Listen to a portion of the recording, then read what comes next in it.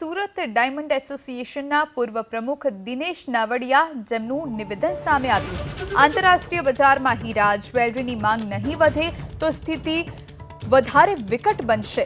એક મહિના પછી હીરા ઉદ્યોગની સ્થિતિ ખૂબ જ દયનીય થઈ શકે છે। આ વાત દિનેશ નાવડિયા કહેતા જોવા મળ્યા। વિશ્વમાં ડાયમંડની માંગ નહિવત હોવાની વાતનો સ્વીકાર દિનેશ નાવડિયાએ કર્યો।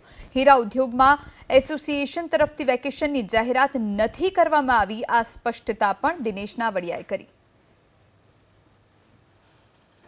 2008ની જે મંદી હતી એ વૈશ્વિક મંદી હતી અને એ સમયે એવું લાગતું હતું કે હવે હીરાનો ધંધો ચાલશે જ નહીં, પરંતુ 4-5 મહિના બંધ રહ્યું, લોકોએ સ્ટ્રગલ કર્યું અને જે પછી રિફોર્મ થયું એ રિફોર્મ ડાયમંડ ઇન્ડસ્ટ્રીમાં એક હિસ્ટ્રી સમાન હતું અને તમામ લોકોએ 6 મહિના પછી પોતાના કારોબાર ધંધાઓ ચાલુ કર્યા અને ખૂબ સારા પ્રમાણમાં આર્થિક નફાઓ કરીને અને કારખાનાઓ સદ્ધર બન્યા।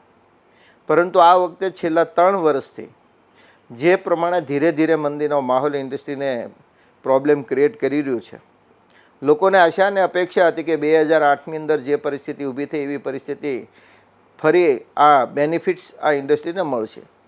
સતત 3 વર્ષ સુધી આશા અને અપેક્ષાઓ સાથે રત્ન કલાકારોને રોજીરોટી મળે એની માટે નુકસાન કરીને પણ લોકોએ કારખાના ચલાવ્યા છે।